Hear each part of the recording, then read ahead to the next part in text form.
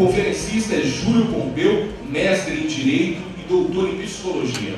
Palestrante, professor de Ética do Departamento de Direito da UFES, autor de Somos Maquiavélicos, O que Maquiavel nos ensinou sobre a natureza humana e coautor de A Filosofia Explica as Grandes Questões da Humanidade e Somos Todos Canalhas, Filosofia para uma Sociedade em Busca de Valores. Recebam com muitos aplausos o conferencista Júlio Pompeu.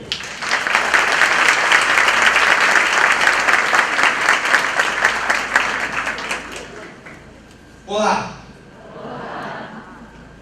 Muito obrigado pelo convite. Prazer.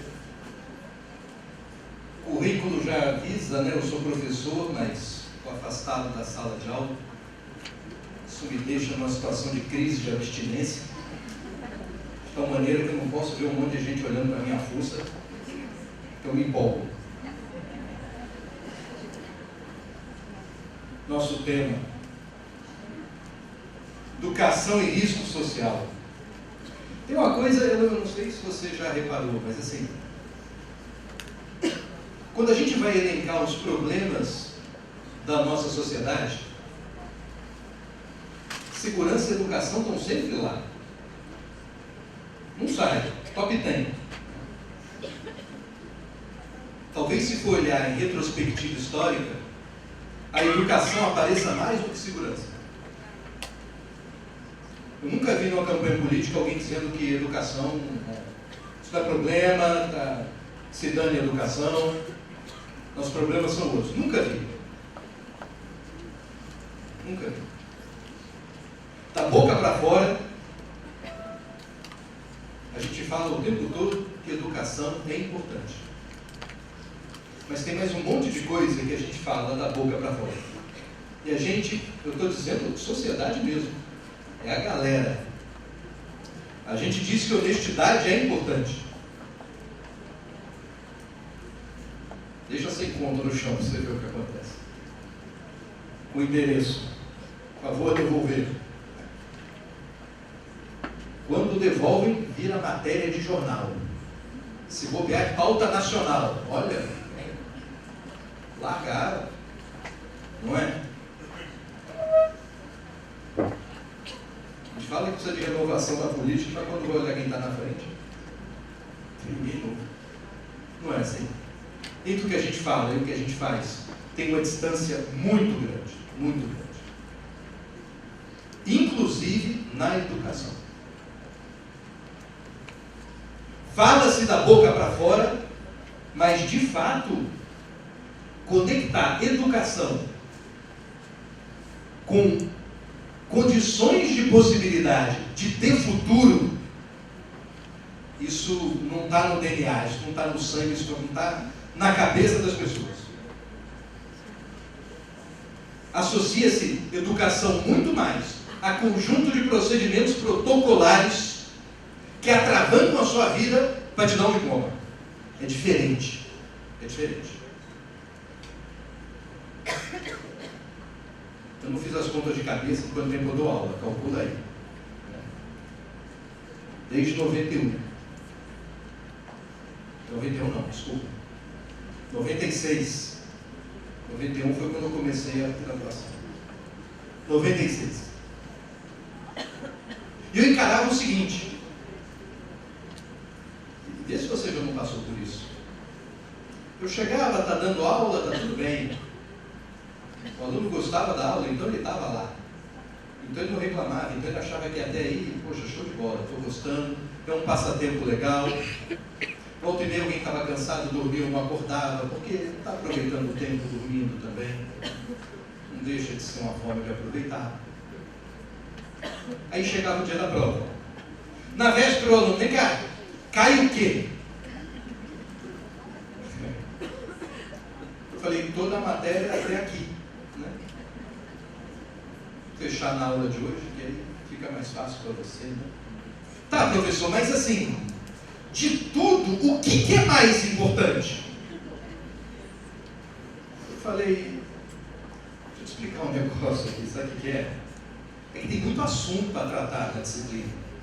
Quando a gente monta programa, a gente já escolhe os mais importantes, entendeu? O que não é importante, eu nem perdi meu tempo te avisando de nada. E é para ler o quê? Tem um troço, uma bibliografia, está lá, né? Tem tudo para ler. Né? Mas professor, vem cá, é para ler tudo? Não, você faz o que você quiser da sua vida, mas né? A referência está lá. Qual o capítulo mais importante? Se você der o capítulo, ele vai perguntar qual é o parágrafo mais importante. Eu virei e falei o seguinte, vem cá, você faz academia? Eu faço academia, né? Você chega lá na academia, vira para o personal, instrutor, sei lá, fala, estou querendo emagrecer. Ou então diz assim, estou querendo ficar mais forte. Cara, beleza. Aí ele vai lá e te passa o negócio, abdominal não sei quanta, supino, voadora, tem que ficar chutando com o joelho esse negócio. Agora crossfit é um tal de gente passar correndo, carregando uma bola perto de casa, né? Esse troço esquisito, né? Tem que fazer, te passa um monte de exercício. Todos eles são dolorosos. Todos eles vão te deixar com o braço doendo, perna doendo, barriga doendo, mas você está lá. E ele está lá em cima. Vai, força, não para. Naquela hora que você dá uma parada entre um exercício e outro, naquela fila para esperar o sujeito largar a máquina, você vai beber água, dar uma enrolada, dar uma coxambrada para esperar, ele vai lá, não para não. É um tal de gente empolgada dentro de academia, um negócio suportável, está lá o cara. Imagine que ele te passe um roteiro desse, cheio de exercício, abdominal, supino, escambau avado, e você olha e diga, vem cá, qual desses aqui é mais importante? Vamos supor que você não faça. E aí no final de 6 meses, você que tinha sua meta semestral, você descobre depois de 6 meses que não ficou mais magro, que você engordou. Você descobre depois de 6 meses que você não ficou mais forte. Você está mais mochiba mesmo. E aí vai culpar o instrutor? Eu dizer para os alunos, por que você não passa a ver o professor que nem o instrutor? As pessoas só olham o professor como um instrutor se achar que o professor é meio para atingir uma meta que é conhecimento. Quando a meta não é conhecimento, é diploma, o professor é visto como obstáculo, que cria dificuldade chamada muita leitura, que cria dificuldade chamada aula obrigatória, que cria dificuldade chamada prova, que cria dificuldade chamada trabalho, que cria dificuldade chamada estudo. Essa é a cabeça que a gente tem, essa é a cultura que a gente tem. A gente responde muito a esse dado cultural com respostas quantitativas. Tem que ter mais educação para mais gente. E ampliamos etapas.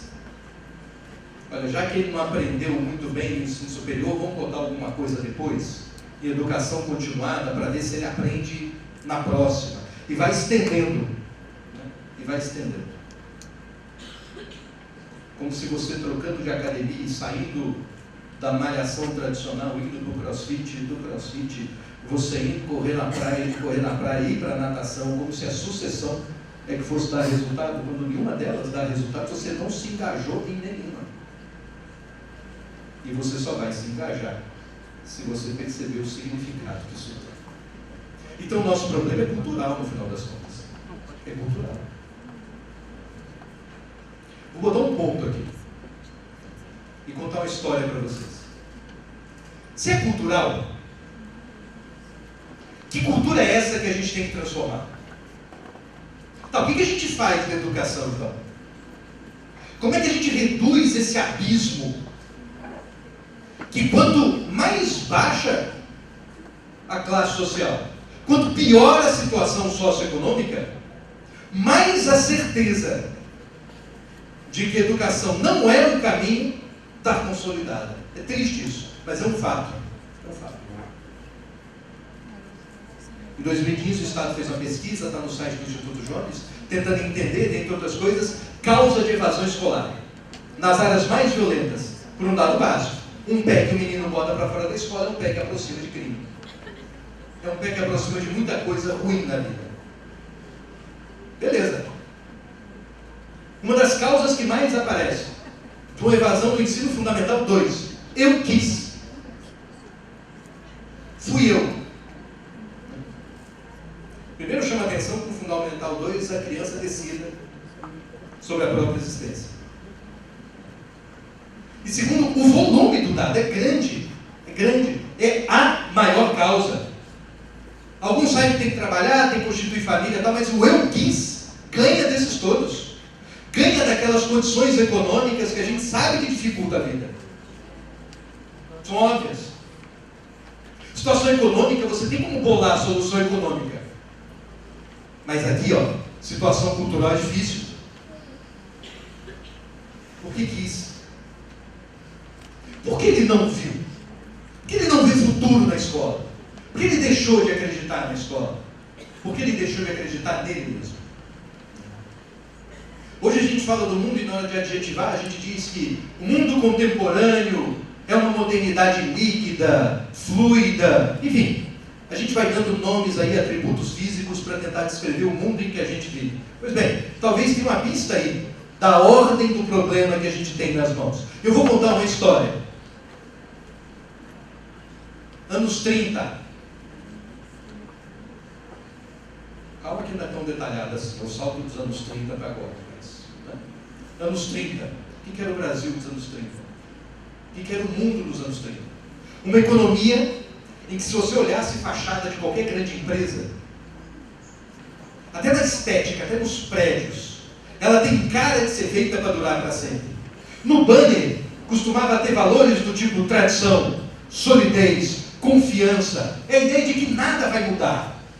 No jogo do mercado financeiro, acionista, aquele cara que bota a grana para a empresa funcionar, que empata o capital dele naquela produção, via a perspectiva de lucro naquele momento, no final do ano, quando se apura resultado.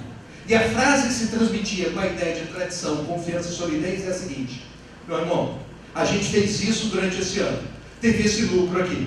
Pode ter a garantia de que ano que vem eu vou fazer exatamente a mesma coisa do mesmo jeito. Time que está ganhando não se mexe. Se tu ganhou muito esse ano, é garantia de que ano que vem vai ganhar mais.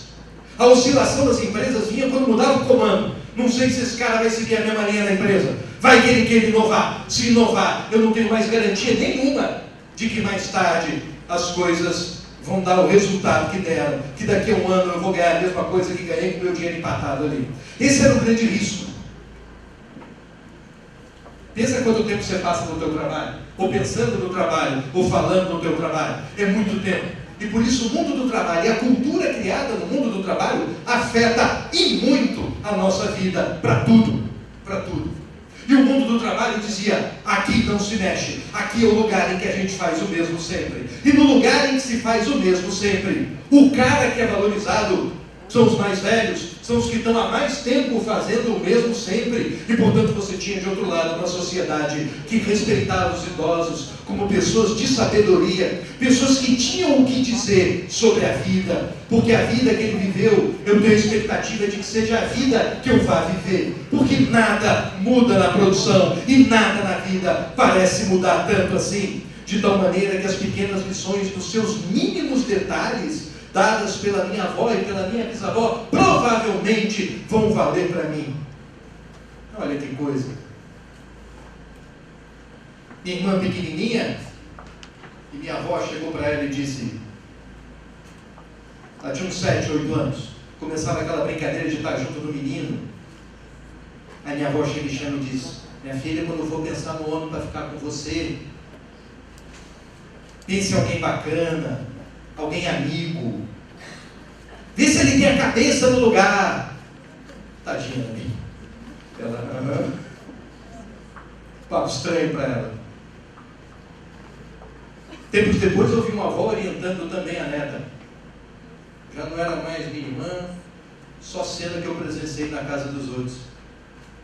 Dizia: minha filha, na hora de for escolher alguém, escolhe pela voz. A voz é fundamental, porque o resto todo muda. Se é rico, fica pobre. Se é legal, vira babaca.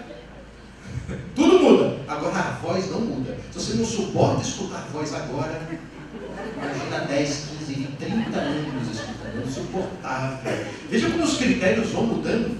Você contava com comportamento e com a ideia de mutabilidade de comportamento no passado. Hoje você já não conta mais. Tenta se fixar em alguma coisa que você suponha que não mude nesse mundo e que tudo muda. As nossas relações, para que elas sejam travadas, para que nós possamos de fato nos relacionar profundamente, é preciso que tenham certos códigos que facilitem a abordagem. Códigos que são regras de etiqueta, regras culturais, elas é que dão a estabilidade da nossa vida. Se hoje eu me apresento para você e quebra aquele gelo, a gente está se vendo pela primeira vez, eu digo o meu nome, você diz o seu, eu digo o que eu faço, você diz o que faz, a gente travou um primeiro relacionamento, eu posso supor que no dia seguinte, se a gente se esbarrar por aí, essa etapa foi vencida, que eu já posso partir para a próxima. A gente acumulou uma etapa da relação, e essa etapa da relação acumulada, ela seguiu um ritual. Imagina adolescente que está naquela fase, que vai à luta, vai à caça, tenta ficar com alguém, encontrar o seu amor eterno, nem que o eterno dure 10 minutos, mas está valendo. E aí, na balada, no rock, na night, ele segue certo protocolo. Não adianta chegar para a menina e dizer, vem homem, tô mulher, toma. Repara que isso não é muito sedutor. Né? Quando você encontra, você tem que engatar uma conversa. Engatar uma conversa significa você bolar alguma frase, alguma coisa para ser dita, qualquer coisa que gere um engajamento de cara, e você só tem uma frase, é pouca coisa para arriscar. Soltou a frase errada, né? O cachorrinho tem telefone, por quê? É pegar para a cadela, e assim vai, né? Dependendo da cantada, engata uma conversa ou não engata. Pois bem, tem regra para isso, tem certo protocolo para você seguir, não é de qualquer jeito, você sabe disso, pois os protocolos eram mais estáveis na vida também, o que dava de forma geral uma perspectiva para todos nós de que a vida não é líquida, que tem muita coisa sólida. A solidez da sociedade, a solidez das relações sociais está nessas regras de convivência que nós temos, regras que nos informam tanto sobre a paquera quanto as relações de cordialidade, como nós no trabalho devemos nos tratar, e nos informa inclusive de como preparar as futuras gerações, de como preparar as crianças, os jovens, os adolescentes para a vida que virá. É preciso que a vida que venha, eu tenha alguma expectativa de estabilidade, alguma noção do que vem por aí. E isso a gente perdeu nos anos 30, ou a partir dos anos 30. Os anos 30 são chaves, os anos 30 é aquele período da quebra da Bolsa de Valores de Nova York. E aquele investidor que ganhava dinheiro feliz da vida, depois de um ano na apuração de lucro, viu que essa coisa de fazer o mesmo sempre deu chabu, quebrou geral, todo mundo perdeu dinheiro. E naquela agonia ficava, e agora o que a gente faz? E de repente tinha aquela empresa, no meio daquela crise violenta, gente se matando em Wall Street e assim por diante, uma empresa lança bambolê. Não existia bambolê. Eu estou inventando produto, tá? Uma empresa lança uma coisa nova, uma coisa que ninguém tinha. E essa coisa durante um verão vende muito, porque tem coisas que são assim. Hoje a gente diz que viraliza. Sabe-se lá por quê? Teve um tempo que viralizou na internet do país, foi uma moça gritando embaixo da porta de um cara, Pedro, devolve meu chip. Lembra dessa? Pedro, meu chip! Rapaz, pergunta para algum gênio da comunicação, a troco de quê? Com tanto gatinho dando cambalhota, com tanta criança fofa, com tanta bizarrice, porque essa foi a que viralizou. Não sei, o fato é que essa viralizou e outras tantas não. E assim é com o produto às vezes. Tem alguns que você traça uma baita estratégia de mercado para o troço dar certo. Tem outros que você não traça estratégia nenhuma e a porcaria dá certo de um jeito que se você planejasse, não conseguia. Então, de repente, uma empresa conseguiu. E quando ela começou a vender muito, todo mundo olhou e falou, opa, aquela ali está crescendo, melhor tacar o meu dinheiro agora. Pois a venda era de verão, vendeu muito no verão, assim que muda a estação do ano, a venda cai. E aí aquela empresa já não é vista mais como que hoje o pessoal das startups chama de unicórnio. Aquela empresa que começa pequenininha, startup, e de repente é vendida para o Google por 4 bilhões de dólares. Ela deixou de ser aquela coisa que vai crescer, já está parecendo que vai linguar, já parou de vender bambolê, o cara vai e vende a ação. E aí o ganho de ações no mercado financeiro deixou de ser baseado na cultura de que a empresa boa é que não muda, para eu ganhar na apuração de lucros, e passou a ser aquela empresa que toda hora gerava essa oscilação, em que eu compro a ação na baixa e vendo na alta 3, 4 dias, uma semana depois.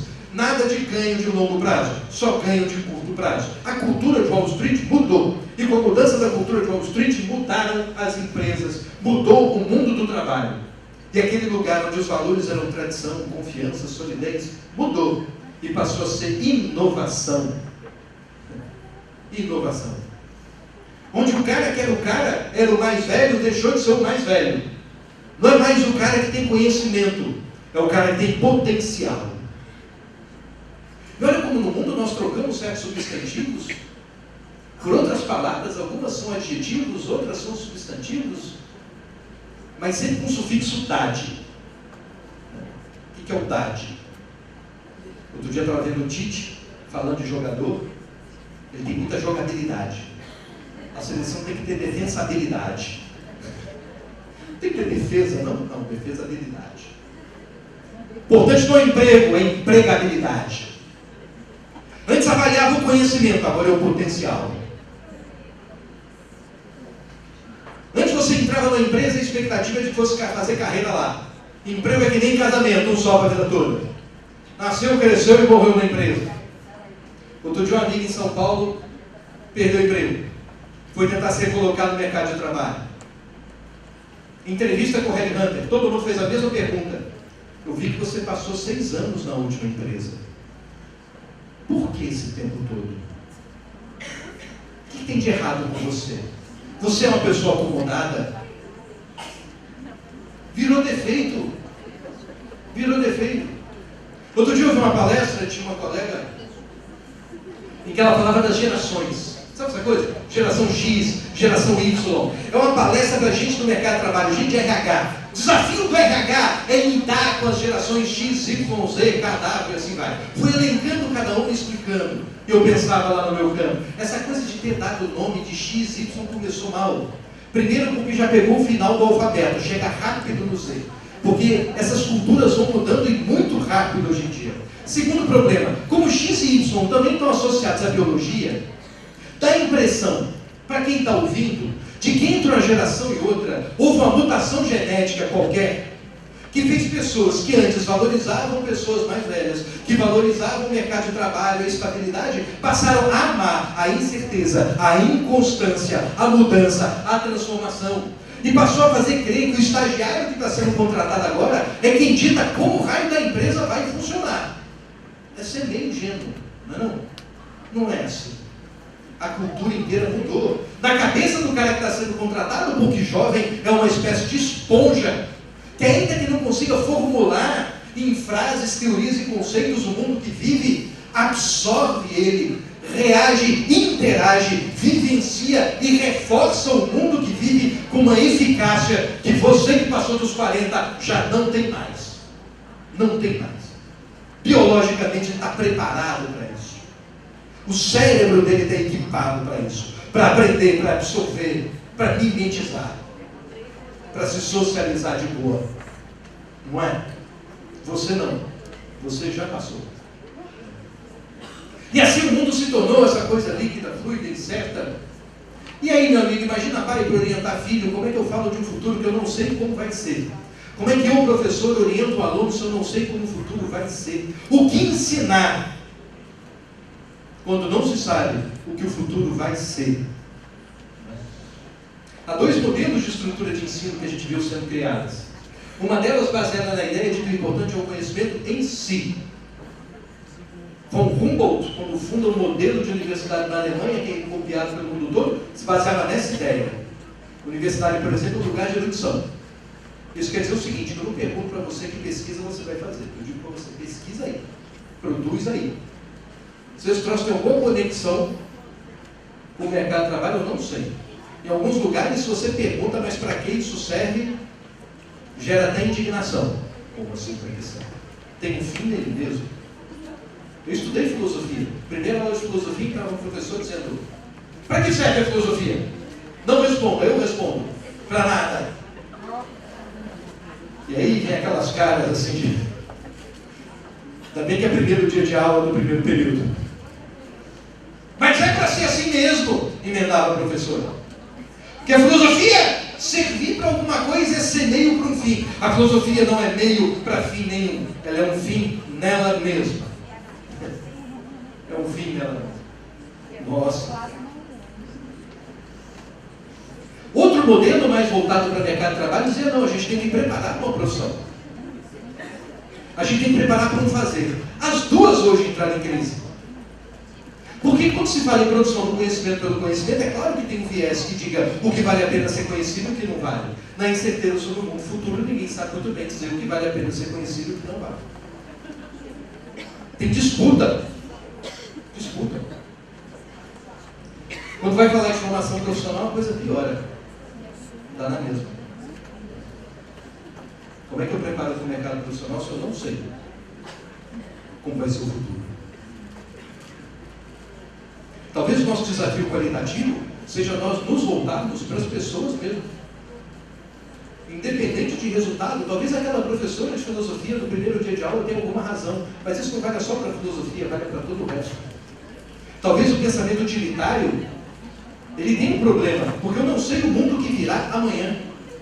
Eu sei da cultura que está estabelecida, em que ideias como cooperação, produzirmos juntos, a ideia de que ninguém é muito melhor assim do que o outro, a tal ponto de que outro não possa contribuir contigo e você não possa ajudar quem está ali um passo atrás de você. Esses valores estão muito fortes no mundo hoje. Quando você vê essa ideia de startup, de empreendedorismo, essa cultura está ali latente, pesada, se estruturando para surgir, para moldar o mundo que está vindo aí, que nem eu e nem ninguém sabe muito bem ainda como esse troço vai ficar, mas que esses valores parecem estar sendo consagrados, isso sim aparece. E é preciso alguém capaz de viver esses valores dos tempos em que a gente vive hoje, com muita incertabilidade, com muita falta de visão sobre o futuro.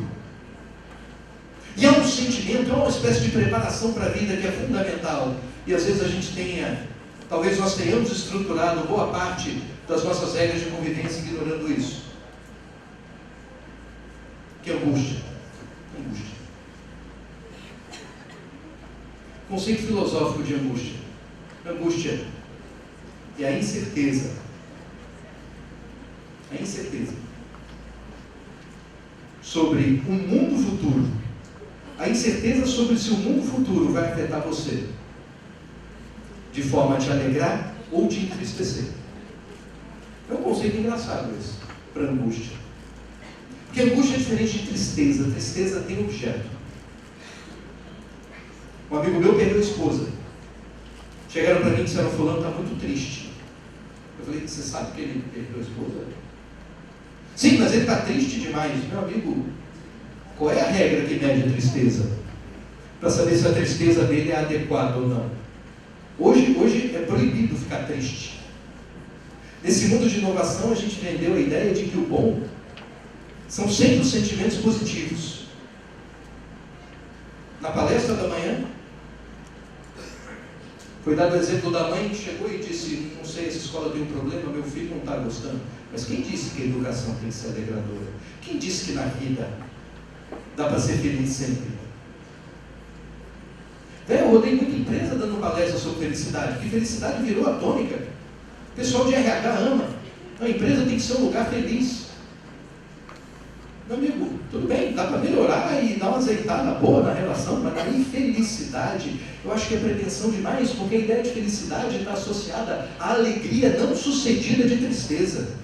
Que eu estou alegre agora e vou continuar alegre daqui a 5 minutos, 10, 15, 20, uma hora, um dia, um ano, e que nunca vai chegar uma tristeza para me atravessar o caminho. A vida de ninguém é assim.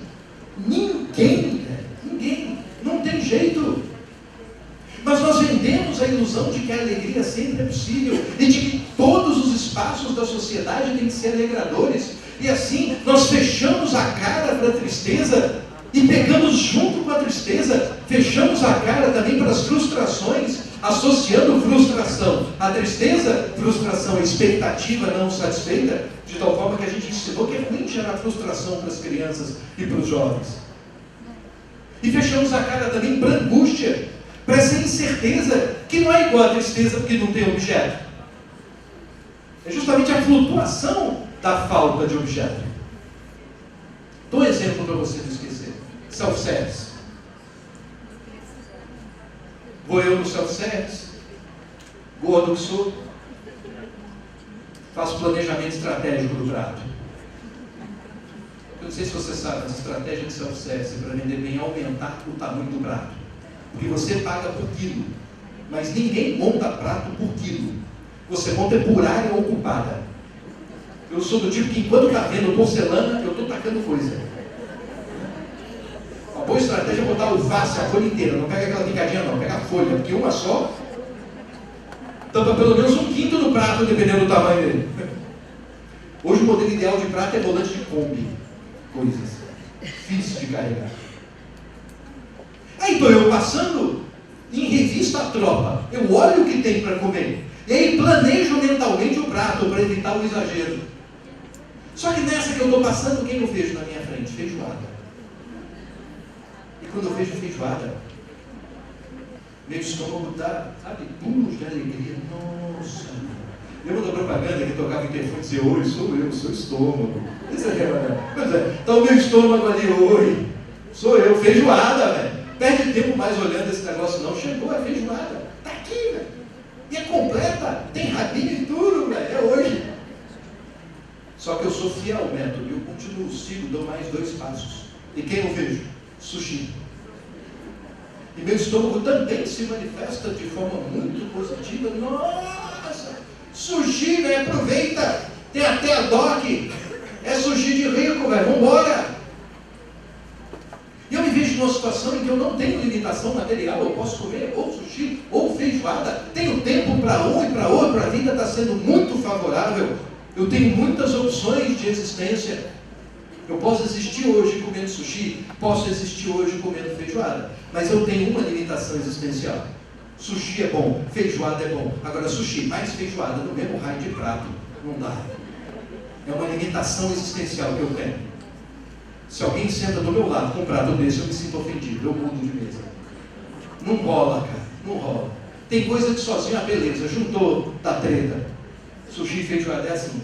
Então eu me vejo na encruzilhada existencial, eu tenho que escolher entre 2 vidas possíveis. Qual é a vida possível que me cabe agora? A vida com feijoada no almoço ou a vida com sushi? Repara que são vidas diferentes. Feijoada me afeta de um jeito, o sushi me afeta de outro. Mas eu tenho que escolher. Aí, esse é o momento da angústia. É quando você tem mais de uma opção. Uma vez um amigo conversava comigo, falando da esposa. E também da cunhada. Ele nutria muito afeto pela cunhada. Uma amiga nossa ouviu o papo.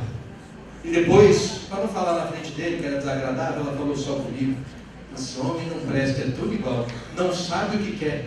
Eu falei: não, está errado, ele sabe o que quer.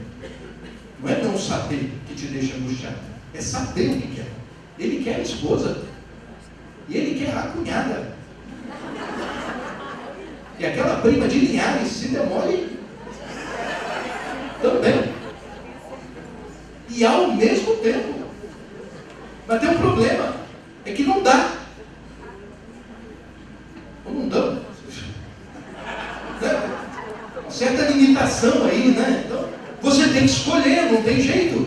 E a vida é assim o tempo todo. Nos oferece múltiplas existências possíveis. E nas múltiplas existências possíveis é que surge a angústia. Qual é a melhor vida a ser vivida? Eu vou te dar uma má notícia. Não tem muito protocolo para resolver. A vida hoje, se tem um sentimento que afeta a nossa liquidez da percepção social, a nossa incerteza, os desafios da educação, é justamente essa angústia. O mundo tornou-se mais angustiante, porque naquele mundo em que as coisas não mudavam, em que eu tenho perspectiva de futuro, em que o cesteiro pode virar para o filho e dizer: meu filho, vou te ensinar a fazer cesto, eu sei fazer isso, tu aprender, vai ter a mesma vida que eu tenho, show de bola. Esse mundo acabou. E aí vem a incerteza. O que eu aprendo hoje para estar pronto para amanhã? O que eu ensino hoje para preparar esse garoto para amanhã? Você fica na dúvida. E o jovem que está na escola, inclusive nas periferias, tem a certeza da angústia e dificuldade para lidar com ela. Diante da angústia, quais são os recursos que nós temos para utilizar? Primeiro, você apela para os teus afetos. Estou eu parado na fila do self-service, cara de angustiado, empatando a fila, olhando para sushi, feijoada, sushi. Um amigo meu sente que tem algo errado, põe a mão no ombro. Amigo desse de pôr a mão no ombro, que olha para você querendo ser solidário e pergunta, está tudo bem? Eu falei, não, é que eu não sei se eu pego sushi ou feijoada. Aí ele respira fundo, olha para você e diz, de qual você gosta mais? Você olha para a cara dele e diz assim, vem cá, você acha realmente que se houvesse algum tipo de inclinação afetiva inequívoca, por um ou por outro, eu estaria aqui na dúvida? Eu vou dar um exemplo. Tem gente que gosta de brigadeiro. Quem gosta de brigadeiro? Quem gosta de quindim? Quem prefere brigadeiro a quindim? Quem prefere quindim a brigadeiro? Quem não suporta brigadeiro? Quem não suporta quindim? Veja que algumas pessoas têm escolha, outras ficam na dúvida. Brigadeiro e quindim. Poucos são aqueles que não gostam de um e de outro. Alguns ficam com angústia se tiver que escolher entre o outro, outros não têm. Mas imagina que a escolha fosse não entre quindim e brigadeiro. Fosse entre, sei lá, brigadeiro e ovo podre. Brigadeiro e bosta. Qual você quer? Veja que não tem angústia. Tá fácil escolher. Ainda pergunta. O que você quer? Trabalhar ali ou ser demitido? Isso é uma pergunta. Não tem escolha. Quando seus afetos estão organizados para o mundo, para um modo de existência, não tem angústia. A angústia existe é porque a tua bússola afetiva está perdida, está apontando para mais de um lugar. Vou usar o exemplo feminino. É para o marido e para o cunhado. Está apontando para um monte de lugar. É porque os teus afetos já não deram conta. Mas boa parte das respostas que nós damos para as pessoas diante da angústia é siga o seu coração. Quer dizer, faz o que tem vontade. Mas isso não resolve o problema. O problema é justamente que o coração dele está apontando para tudo quanto é lado. Mas ele tem que tomar o raio de uma decisão. E decidir é difícil. Como decidir? Sem o apoio dos afetos. A gente começa a apelar para o resto que a gente tem além dos afetos, que é razão, capacidade de cálculo. Aí você começa a pensar assim, sushi ou feijoada? Daí 14 horas tem palestra. Educação e inclusão social, tem tudo para ser chata. Se eu bater uma feijoada, vai dar sono. Não sei não. Acho melhor sushi. Mas por outro lado, o sushi, eu como. E se não tiver lanchinho no intervalo? Vai dar fome rápido. Feijoada dá sustância. Sushi não dá sustância. E aí como é que eu fico? E você começa a fazer cálculo de custo-benefício. E a partir daí se resolve. Eu tinha um amigo que ele tinha muitas relações na universidade. Ele era bom na arte de se relacionar com as pessoas. Trocava de namorada com a velocidade. Eu dizia que ele não era volúvel, ele era solúvel. Um dia ele acabou o namoro com uma menina que todo mundo gostava dela. Ela era linda, ela era gente boa, a gente gostava mais dela do que dele, para falar a verdade. Melhor companhia do que ele era meio chatinho, ela não. A gente preferia inclusive acabar a amizade com ele e começar com ela. Com qualquer namorado que tivesse. Eu fui perguntar, rapaz, por que você acabou com ela? Ele disse, eu tenho um método. Quando para resolver questão afetiva a pessoa diz que tem um método, se prepara. Eu pego a folha e boto um risco. Na coluna da direita eu começo a listar as qualidades que eu percebo nela. Na coluna da esquerda eu listo os defeitos. Quando a coluna de defeito fica maior que a coluna de qualidade, está na hora de acabar. Eu falei, eu acho que está na hora de acabar quando você faz o risco no papel. Por isso você precisa de método para saber se gosta de alguém ou não. É porque já deu chabu, velho. Teu afeto já está em outra direção. Esquece. A gente cria método para um monte de coisa. O método nos permite ter uma tomada de decisão, mas não resolve o problema da angústia. Está lá você comendo sushi e olhando o prato de feijoada do vizinho, perguntando se a feijoada que não ia estar melhor, se a feijoada não é aquilo que ia te alegrar. Você tem escolhas na vida, faz uma e se casa, e aí fica perguntando, depois de 10 anos de casamento, se aquela foi mesmo a melhor escolha. Não é assim. Método resolve, mas não elimina a angústia. Com a angústia cada vez mais presente, como educar para a angústia? Educar para a angústia é preparar para o afeto. E, sobretudo, preparar para abandonar mundos possíveis. Porque se a angústia não está inclinado para mais de uma possibilidade de vida, quando eu escolho uma, eu estou abandonando outras. E muitas vezes o que a gente tem é um apego danado à vida que não viveu. E não consegue largar a vida que escolheu não viver e abraçar a vida que tem para viver.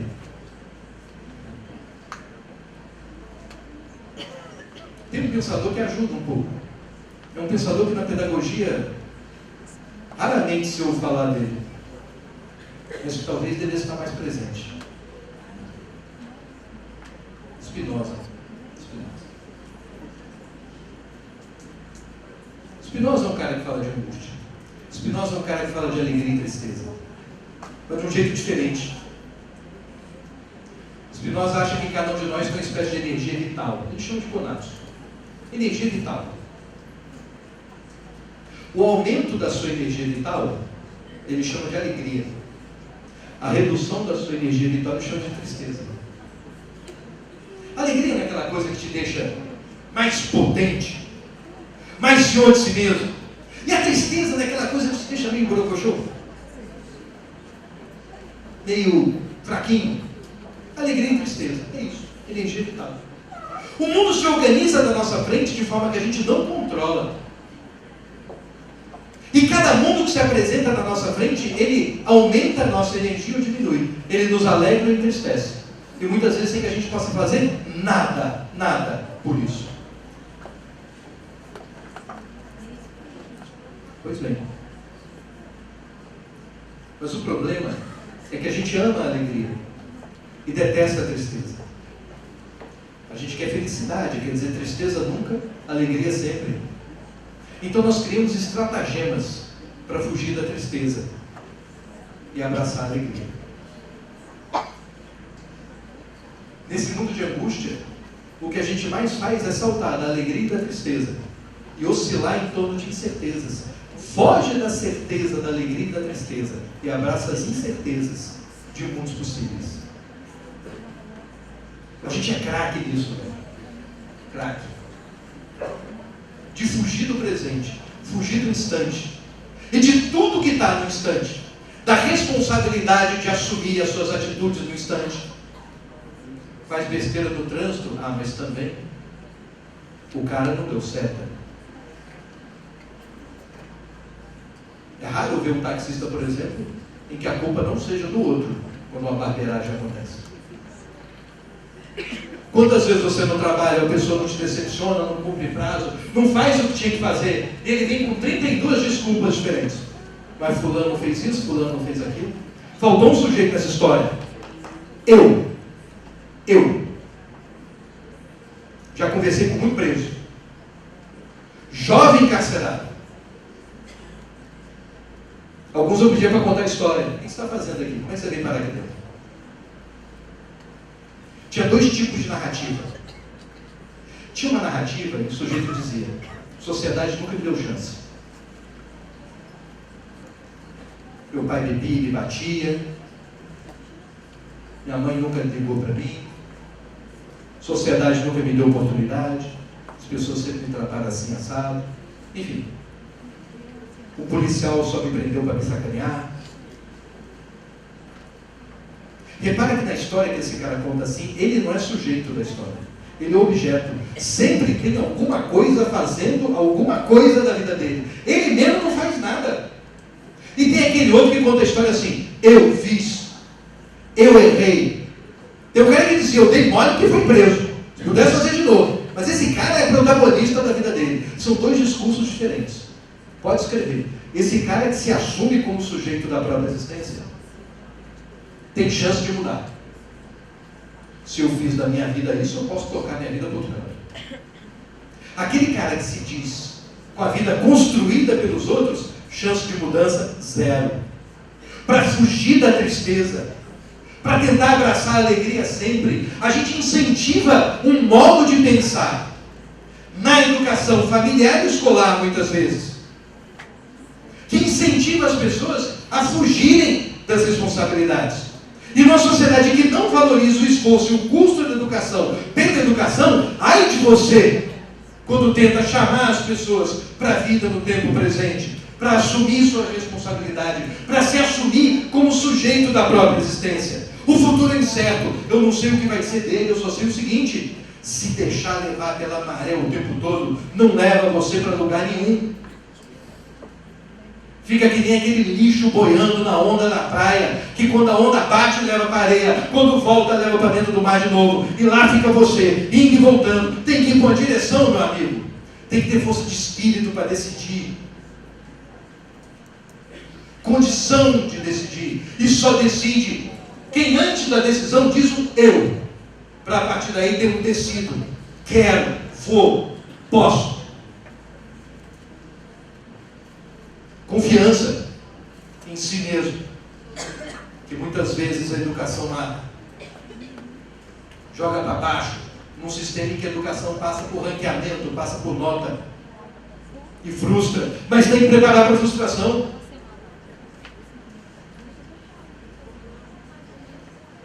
Mas é ruim mesmo fugir da tristeza? Olha como a gente foge da tristeza. Esse meu amigo mesmo com a esposa morta, menos de 7 dias morta, triste demais. Você que fez psicologia aí, que conhece uma galera que cuida de doido, você não acha melhor indicar alguém para tratar dele? Mas a esposa morreu tem 5 dias. Eu ia aconselhar um psiquiatra se eu estivesse rindo de alegria. Eu ia chamar um psiquiatra ou um policial. Talvez os dois, que é para garantir. Ó. Tem hora que a vida é uma merda mesmo. Não tem jeito. Te pega pelo pé e já era, velho. Mas a quantidade de gente que foi em cima dele e dos amigos para, como intermediários, tentarem afetá-lo, ele tem que sair dessa. Sabe quando você está triste, a pessoa vem lá e diz, não fica triste não.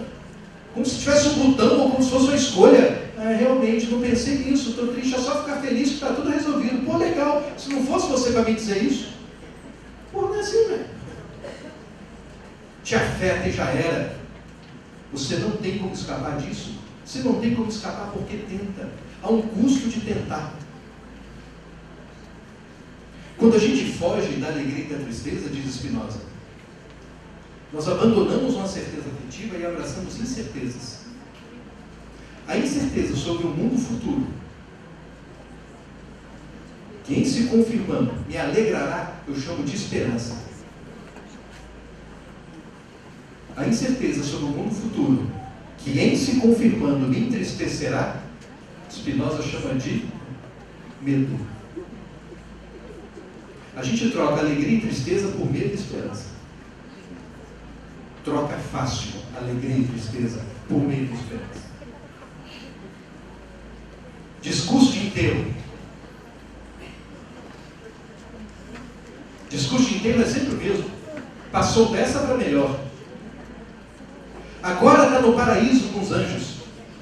Quem trabalha no cemitério e escuta vários deve pensar, onde enterram os canalhas? Que nunca apareceu um aqui. Nunca tem um discurso babaca. Olha a merda, a vida de vocês está muito melhor sem esse traste aí. Imprestável. É claro que a boca pequena alguém comenta isso. Mas no discurso não. Discurso de consolo é aquele ritmado. Alimenta uma esperança. Uma esperança.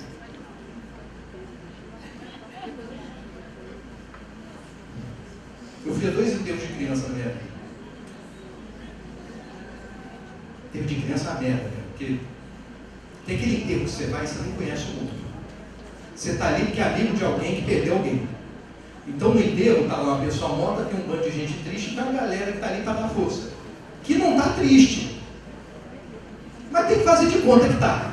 Né? Não vai chegar ali rindo. Dá uma maneirada, não. Mas quando é de criança é complicado. Né? E você vê um caixão pequenininho, aí pega. Nesse enterro tinha lá um sacerdote. Fazia um discurso bacana, o cara falava bem, tinha bordão, ele dizia: não pense na dor dessa criança, pensa que agora está com Deus e os anjos no paraíso. Tristeza não, felicidade sim, dizia ele o tempo todo. Tristeza não, felicidade sim, tristeza não. Ah, saudade, tristeza não, felicidade sim. Aí pediram para um amigo meu fazer discurso em nome da família. Vai lá você é professor de filosofia, está acostumado a falar e ninguém prestar atenção? Vai que é você, da aula de Spinoza. Ele chegou e disse: seu vigário aí vai me perdoar, mas a casa é mais sua do que minha. Mas eu vou lhe contradizer. O senhor disse o tempo todo tristeza não, felicidade sim, pois eu acompanhei parte da vida dessa criança que morreu agora, com menos de um ano. Teve câncer. Foi parar lá em casa, porque o hospital é do lado da minha casa. Era mais fácil para a família. Uma doença invasiva terrível que causa dor, que para quem é adulto e conhece a dor e sabe o porquê do tratamento, ou seja, consegue racionalizar a dor que sente, já é difícil. Imagina para uma criança que nem imagina o porquê da dor. Deve ser muito pior.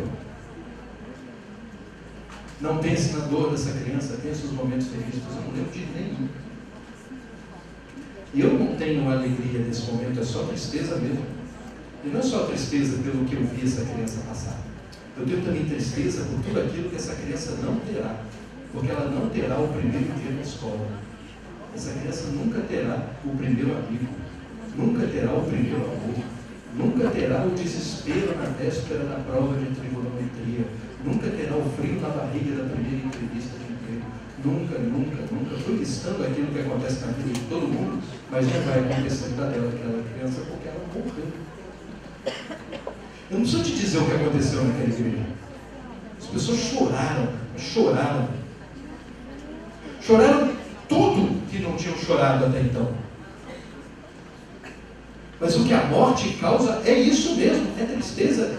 E é muito melhor chorar a tristeza no momento da tristeza do que passar o resto da vida chorando sem lágrima a tristeza não chorada no momento certo. A gente força as pessoas a desaprenderem a lidar com as emoções. Desaprenderem.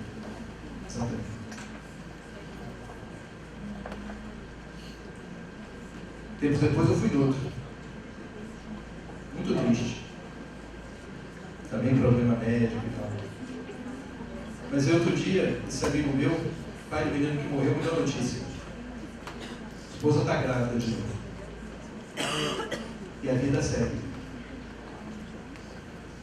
Como ele pôde chorar tudo da morte do primeiro filho, agora ele está pronto para viver a alegria do segundo. E a vida é isso. É tristeza hoje, é alegria amanhã. Mas quando você foge da tristeza, tem uma vida rame-rame, mais ou menos. Mais ou menos. Nós temos que ser educados para a tristeza e para a alegria. Educados para a angústia. Porque na falta dela, o que a gente encontra, nas periferias e fora delas, é uma juventude largada à deriva dos próprios afetos, que abandona a escola porque disse não gosto, está ruim, e quando chega em casa encontra pais que por omissão, ou por achar que a escola tem que ser um lugar que vai deixar o filho feliz e mantê-lo lá, não, sabe, não vai contra, não se alia a uma escola. Essa é a consequência.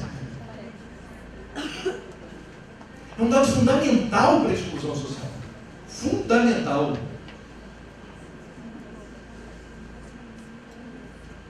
Nosso problema não é quantitativo, é qualitativo. E a qualidade não passa por conteúdo. Passa por uma dinâmica que prepare as pessoas para viver os desafios existenciais do século XXI. E no desafio existencial do século XXI, a gente precisa de gente forte. Forte para lidar com a incerteza, capaz de decidir sobre a vida, capaz de assumir as consequências de uma transformação social que é necessária, ao ponto de não ficar empurrando para os outros, terceirizando, e assumir a sua parte. A gente olha o país, uma desgraça, cheio de problemas, e diz, nossa, a brasileira é terrível, né? O cara fala isso, parece que é holandês. Assume a tua parte, velho. Não sei de dar palestra sobre ética, a pessoa dizia, mas onde está o responsável por isso tudo? Se olhar no espelho, tem uma chance grande de achar. Nós somos craques em moralismo e péssimos em moral. Moralismo é você querer cantar a regra dos outros, cobrar a regra dos outros. Agora, assumir a rédea da própria existência e ir em frente, nossa. E aí de quem faz? Porque não tem apoio. Não tem apoio. Conversando com um amigo sobre eleição de entidade de classe. Candidato novo da entidade de classe. Deve ter o quê? Umas 20 mil pessoas na entidade. Cheio de proposta. Ficou estudando para montar a proposta. Ia lá fazer reunião. Olha, eu tenho umas propostas legais. Não, tá, show. Quero saber o seguinte, vai ter cargo para a gente? Você não quer nem ouvir a proposta? Não, a gente confia em você. Claro, não. Quero saber se vai ter cargo, ou seja, o que eu ganho com isso. Não o que a entidade ganha com isso, o que a categoria ganha com isso. O que o país ganha com isso, o que o futuro ganha com isso. Eu, cadê nós? Muitos eus não formam nós. Mas para uma parcela da população, nem eu tenho. Boa parte do processo de exclusão gera nos jovens que a gente encontra por aí, dentro e fora da escola, sobretudo nas periferias, um garoto que olha para ele mesmo não como protagonista da própria existência, mas como objeto da existência. Em sendo ele objeto, ele olha a escola como um lugar também que o manipula como objeto. Eu sou objeto da escola que é injusta. Injusta porque ela me manda estudar e tem esforço. E esse esforço não é legal. Injusto porque ele até tentou, mas ele encontrou outro cara que era melhor que ele na disciplina. Eu não consegui fazer isso, mas fulano fez com facilidade. E ele fica com raiva. E culpa a escola, ao invés de olhar no espelho. E como a escola é ruim, porque não fez ele ser igual o cara que é melhor do que ele, não soube lidar com a frustração de não ter expectativa de ser um cara, agora que eu me empolguei, eu vou lá, eu vou chegar, eu vou conseguir. Que não soube lidar com a angústia de decidir alguma coisa na vida, de se assumir como protagonista, com o custo que isso tem. Quer deixar de viver uma vida em torno da esperança, que gera expectativa, ou do medo de alguma coisa dar errado. Encarar o desafio de ter alegria e tristeza. Hoje a gente fala de empreendedorismo muito mais como, sei lá, uma habilidade, fala como cultura. E o que a gente diz do cara que é empreendedor? Tem que ter coragem, tem que assumir, tem que aceitar o erro. São todos os atributos que quando a gente vai olhar, vai olhar para a vida. Para essa vida que se desenhou nesse mundo de incerteza. Nesse mundo em que as coisas mudam o tempo todo. Quando o mundo não muda, é que nem você navegar, sabe? Olhando o horizonte, é fácil. Eu tenho que ir na direção daquela montanha. Quando eu estou vendo a montanha, está mole navegar. Mas quando vem nevoeiro, complica. Que não dá para enxergar a montanha. E aí você apela para quê? A bússola. Qual é a bússola que você tem na sua existência? Teus valores. Você mesmo. Suas decisões. Sua estrutura psíquica. Conhecimentos que te ajudam a navegar no mar da incerteza. A gente tem uma juventude inteira navegando no mar de incerteza e muitas vezes sem encontrar quem seja capaz de lhe dar essa bússola, de lhe ajudar a construir a sua bússola para não se perder na existência. É difícil.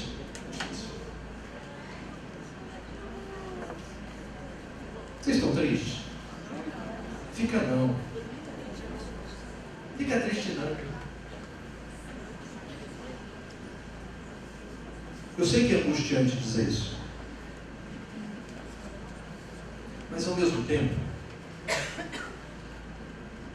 esse papo não é estranho.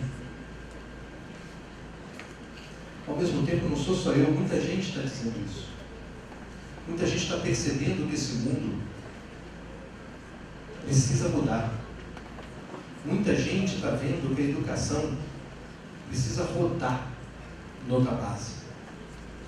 Que a própria sociedade precisa se ajeitar. Isso a gente chama de crise. Pior do que viver uma crise é estar vivendo as consequências dela sem sequer se tocar de que uma crise existe. É que nem um alcoólatra.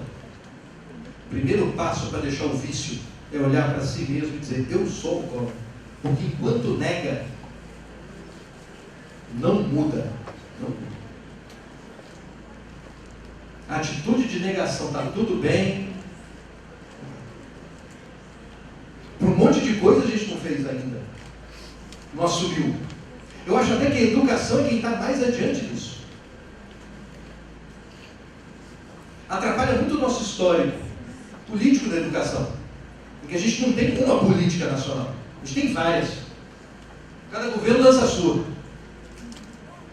Boa ou ruim? Não sei, só dá para saber com o resultado. Mas como nenhuma dura o suficiente para dar resultado, como é que a gente vai saber?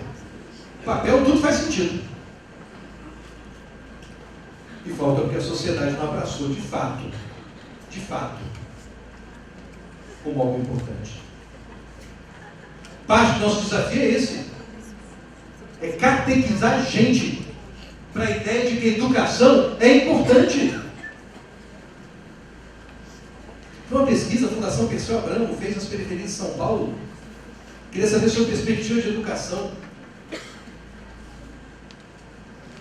Muitos pais ali acreditam mais no esporte, no futebol, e botar o filho na escolinha de futebol, do que botar o filho na escola. Na escola não vai dar um futuro, não. No futebol, meu amigo Romário tem poucos, Neymar é um ou outro.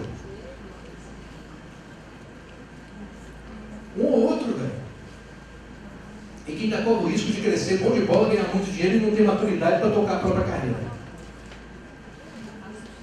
E sofrer. Tem dinheiro que não acaba mais. Enquanto muita gente acha que o problema da vida, do sofrimento, é falta de dinheiro. Vai conversar com o Neymar.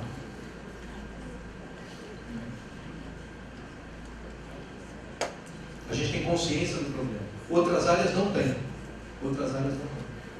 Segurança, que geralmente é associada à questão da exclusão. A gente fica botando um ou. Ações de repressão ou política social, educação. Taca ou. Quando na verdade não é ou, é e.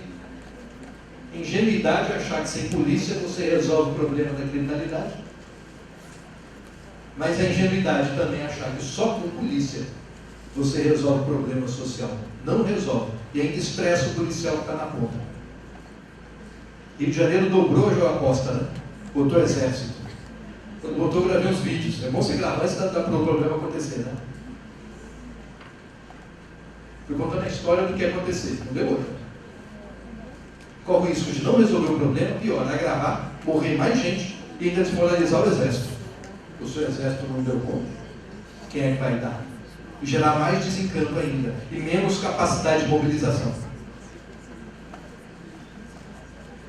O problema do Rio de Janeiro é que sempre tentou alavancar a ação social na área de segurança só com polícia. As outras ações, como educação, vinham no discurso depois. Depois vai vir. Primeiro tem que ter o PP. Depois, o tal do depois nunca veio no Rio. Não aprenderam isso. Não aprenderam. Mas a lição que a nossa sociedade inteira não aprendeu mas pelo menos se tocou da ordem do problema, é de que educar não é dar diploma. Educar não é dar só repertório. Educar é preparar para a vida, com repertório, com conhecimento, mas com a capacidade de converter esse conhecimento em ação, em transformação, em realização da própria vida e na vida de todo mundo. Acho que a gente chega lá um dia, mas depende de todo mundo. Depende de todo mundo. Isso aí. Obrigado, gente.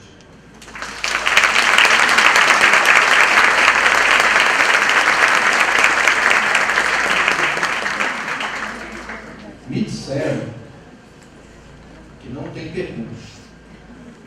Mas quem quiser fazer, tem um Instagram, entra lá, que no Stories tem aquela coisa de você fazer pergunta, sabe aquela janelinha branca? Manda a pergunta lá que eu respondo. Beleza?